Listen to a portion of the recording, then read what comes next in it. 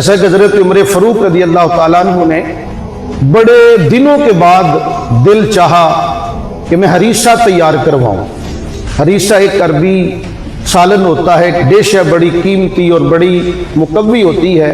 حضرت عمر پتہ نہیں کتنے مہینوں کے بعد تھوڑا تھوڑا روزینہ جمع کر کے آپ نے ہریسہ تیار کروایا۔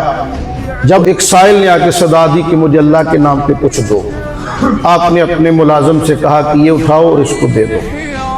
ملازم نے وہ برتن اٹھایا، ہریسے والا جا کے سائل کو تھما دیا۔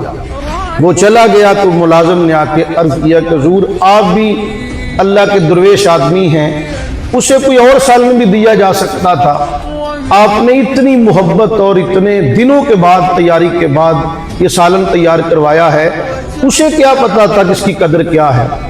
حضرت عمر نے فرمایا کہ اسے نہیں پتا کس کی قدر کیا ہے، جس کے نام پہ دی ہے اسے تو قدر کا پتہ ہے نا۔